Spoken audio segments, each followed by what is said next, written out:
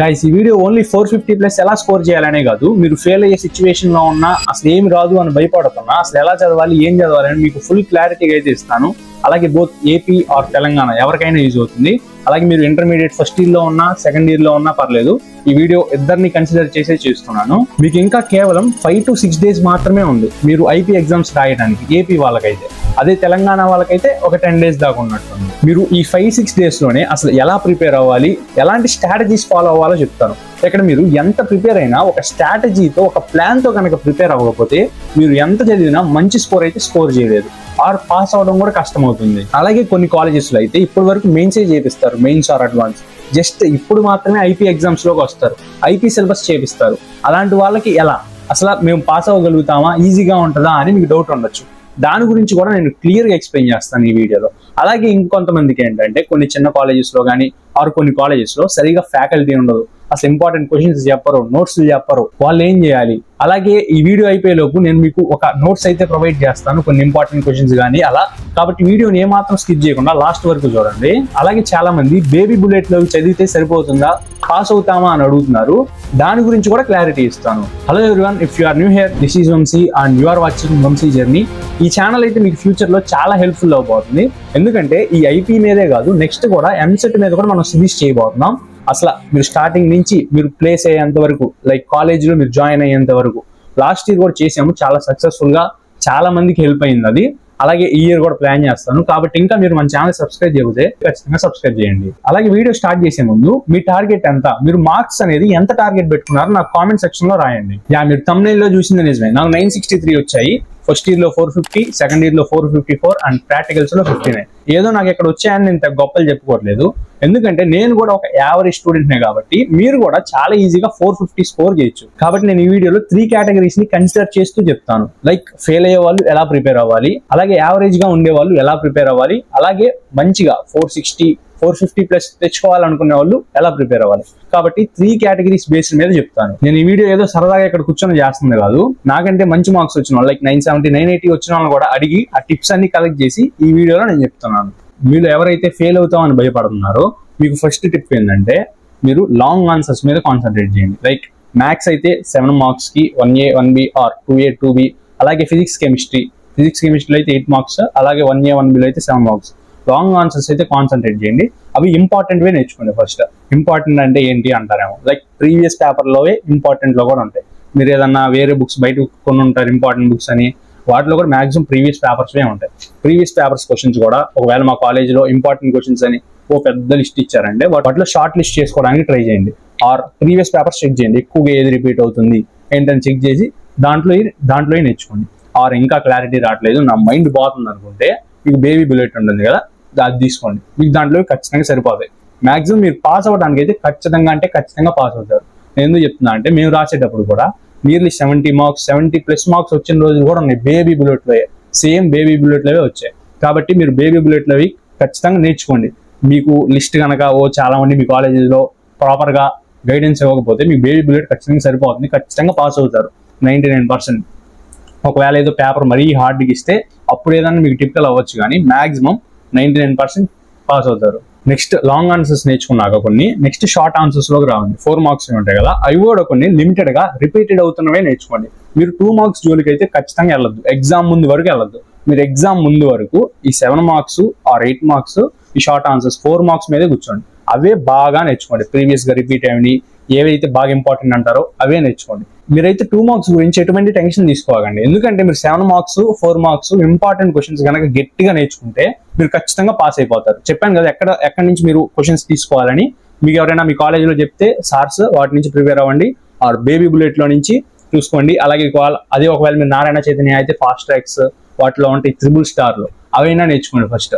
అవయ్యాక 2 marks కి ఇవి exam ముందు అవి నేర్చుకున్నాక మీకు టైం ఉందంటేనే ఈ 2 మార్క్స్ లో రండి.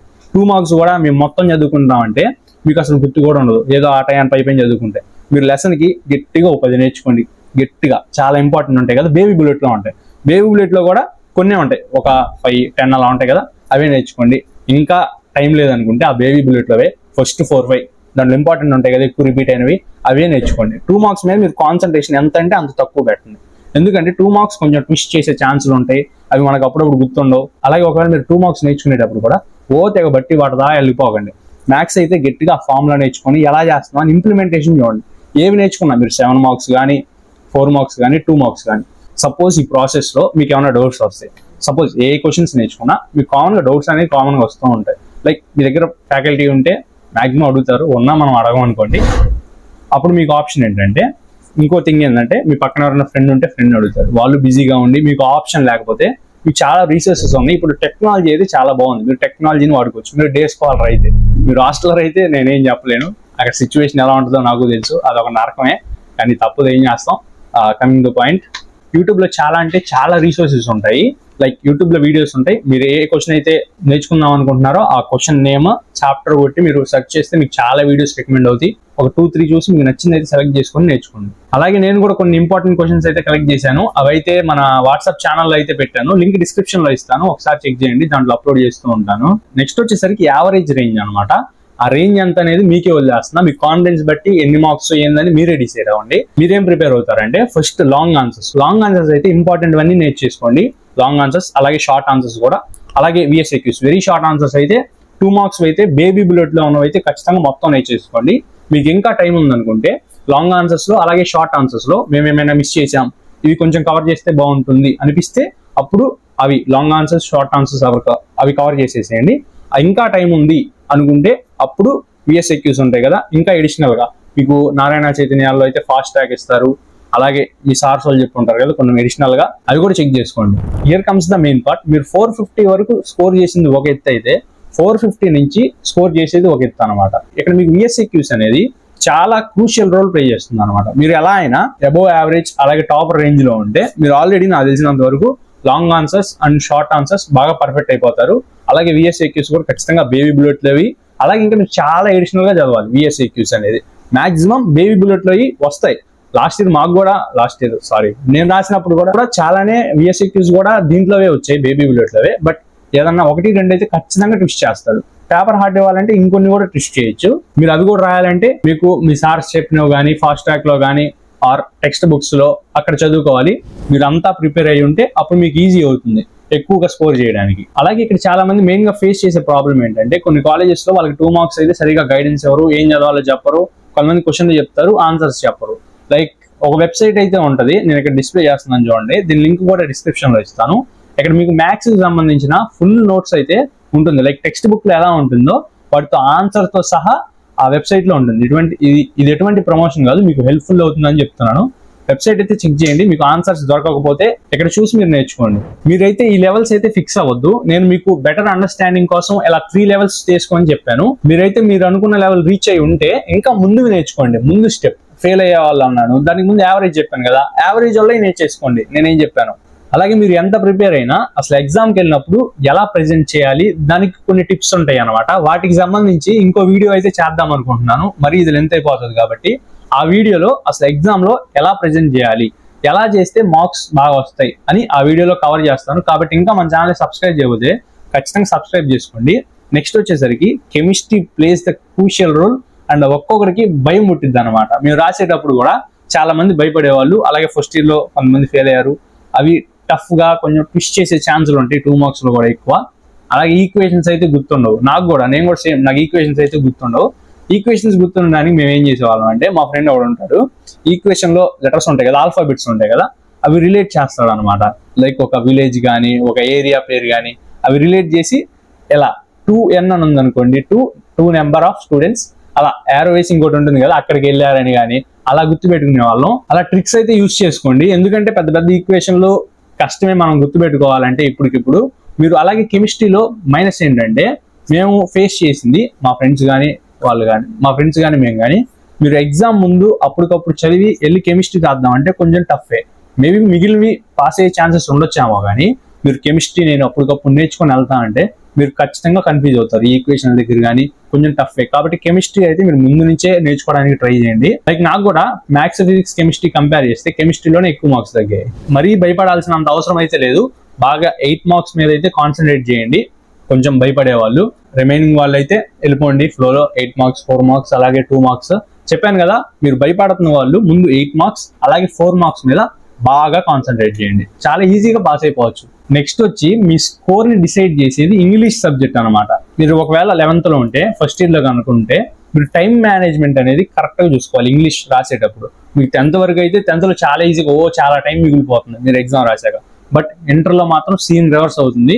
మీకు టైం అస్సలు సరిపోదు. ఇక్కడ మీరు టైం అనేది ఫిక్స్ చేసుకోవాలి ఏది ఎంతసేపు రాయాలని. మీరు కనుక ఆ టైం మిస్ అయిపోతే మీకు ఖచ్చితంగా లేట్ అయిపోతుంది. మీ టైం అయితే అస్సలు సరిపోదు. అలాగే డిజైన్ వేయటం వేయాలి, బట్ మీరు టైం అనేది మేనేజ్ చేసుకుంటూ ఉండాలి. లైక్ గ్రామర్ ఉందనుకోండి, ఒక 40-45 minutes అలా ప్లాన్ చేసుకోండి. అలాగే రిమైనింగ్ ఉంటుంది కదా థియరీ పార్ట్, అదొకసారి ప్లాన్ చేసుకోండి. అలాగే ఏది ముందు రాయాలి, మీరు పారాగ్రాఫ్స్ యానోటేషన్స్ ముందు రాస్తూ ఉంటే గ్రామర్ అనేది లేట్ అయిపోతుంది. అప్పుడు గ్రామర్కి టైం సరిపోవచ్చు అలా. అలాగే ఫస్ట్ ఏది రాయాలనేసి ఇది చాలా మందికి ఉండే డౌటే, ముందు గ్రామర్ రాయాలా ఆర్ థియరీ పార్ట్ రాయాలా అని. మీకు కనుక గ్రామర్లో కాన్ఫిడెంట్గా ఉంటే ఫస్ట్ గ్రామరే రాయండి. మీరు కనుక థియరీ రాస్తూ ఉంటే లైక్ థియరీలో ఏమవుతుందంటే మనం ఇంగ్లీష్ మరీ మొత్తం నేర్చుకోలేము. ఆ పారాగ్రాఫ్స్ యాజ్ ఈజీగా బుక్లో ఉన్నట్టయితే రాయలేము.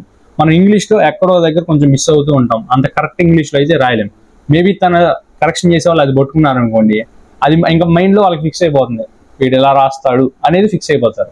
అదే మీరు గ్రామర్ కనుక ఫస్ట్ రాసి గ్రామర్ కనుక కాన్ఫిడెంట్గా రాస్తే నెక్స్ట్ ఇక పారాగ్రాఫ్స్ ఉంటాయి కదా అవి కొంచెం చూసేజ్ ఉన్నట్టుగా వెళ్ళిపోతూ ఉంటారు. అలాగే ఈ యానోటేషన్స్ లో కొన్ని ఫిక్స్డ్గా ఉంటాయి, లైక్ ఆథర్ నేమ్స్ అవి ఉంటాయి కదా, అవి ఖచ్చితంగా నేర్చుకోండి. ఎందుకంటే మెయిన్ అవే చూసేది. కొంచెం మ్యాటర్ అటు ఇటు అయినా అది కరెక్ట్ గా రాస్తాం కాబట్టి మినిమం మార్క్ అయినా పడే ఛాన్స్ ఉంటుంది కాబట్టి అవైతే మిస్ అవ్వకుండా నేర్చుకోండి. అలాగే లాస్ట్ లో కొన్నిట్లో మోరల్ రాస్తూ ఉంటాం కదా, అది కూడా క్రూషియల్ అనమాట. నాకు ఫస్ట్ ఇయర్ లో మార్క్స్ తగ్గడానికి కూడా రీజన్ అదే. ఇంగ్లీష్ లో నాకు అసలు మెయిన్ డ్యామేజే ఇంగ్లీష్ లో జరిగింది. ఫస్ట్ ఇయర్ లో 88 మార్క్స్ వచ్చాయి, రిమైనింగ్ అన్ని బాగా వచ్చాయి, ఇంగ్లీషే 88. అదే సెకండ్ ఇయర్ లో ఇంగ్లీష్ వచ్చేసరికి 93 వచ్చాయి. లైక్ మోరల్ రాసి దాన్ని ఎలివేట్ చేస్తూ బోర్డర్స్ తీస్తూ చేశాను. ఫస్ట్ ఇయర్ లో అది చేయలేదు. నాకు తెలిసి దానివల్లే నాకు ఫస్ట్ ఇయర్ లో మార్క్స్ తగ్గాయి. కాబట్టి ఇంగ్లీష్ లో ప్రెజెంటేషన్ అనేది చాలా అంటే చాలా ఇంపార్టెంట్. అలాగే ఇంగ్లీష్ లో గ్రామర్ లో చాలా మంది మెయిన్ గా ఫేస్ చేసే ప్రాబ్లం ఏంటంటే ప్రాపర్ గా మీ దగ్గర గ్రామర్ వి ఆన్సర్స్ ఉండవు. నేను కూడా ఫేస్ చేశాను. లైక్ ఫ్యాకల్టీ క్లాస్ చెప్తున్నప్పుడు మనం వినము, సరిగా రాసుకోము. అలాగే ఒకవేళ మన దగ్గర కీ ఉన్నా సార్ ఒకటి చెప్తాడు, మన దగ్గర ఒకటి ఉంటుంది. ఏది కరెక్ట్ ఆన్సర్ అయితే అస్సలు అర్థం కాదు. కాబట్టి దాని దగ్గర మీరు చాలా బాగా ప్రిపేర్ అవ్వాలి. దాని దగ్గర మీరు కన్ఫ్యూజ్ అవ్వకుండా చూసుకోండి ఒకసారి. కొన్ని ఆన్సర్స్ అయితే బేబీ బుల్లెట్ లో ఉంటాయి కదా, కొన్ని అవి చెక్ చేసుకోండి. బేబీ బుల్లెట్ అయితే నోట్స్ నా దగ్గర PDF ఉన్నట్లు ఉండాలి. ఒకసారి చెక్ చేసి అవి కూడా వాట్సాప్ ఛానల్లో పెడతాను, చెప్పాను కదా, ఒకసారి చెక్ చేయండి. లింక్ డిస్క్రిప్షన్ లో ఉంటుంది. అలాగే గ్రామర్ గురించి ఒక వెబ్సైట్ ఉండాలి, నేను చూస్తున్నాను. అది కూడా దొరికితే అక్కడే పెట్టేస్తాను, ఒకసారి చెక్ చేసుకోండి. నెక్స్ట్ వచ్చేసరికి సాంస్క్రిట్. నాకు రావట్లేదు, అది నేర్చుకుంటున్నా, అర్థం కావట్లేదు అంటే అది అవ్వదు. ఎందుకంటే మేబీ కొంతమందికి వస్తుంది, నేను కాదనట్లేదు. అదేంటంటే అర్థం కాదు, నేర్చుకోవడం కష్టం. కాబట్టి బెస్ట్ స్కోరింగ్ సబ్జెక్ట్ అనమాట. దీనికి ఏం చేయాలంటే మీరు ప్రాక్టీస్ ఇక రుబ్బడమే, ఇక ప్రాక్టీస్ చేస్తూనే ఉండాలి. లైక్ బట్టి కొట్టడమే, ఇంకా మనం ఏం చేయలేం. అవి చాలా లిమిటెడ్గా ఉంటాయి. మనం ఒక 6-7 నేర్చుకుంటే 2-3 దాంట్లో వచ్చేస్తాయి. కాబట్టి స్పెల్లింగ్స్ పోకుండా పర్ఫెక్ట్గా నేర్చుకోండి. చాలా ఈజీగా మీరు 99 స్కోర్ చేయొచ్చు.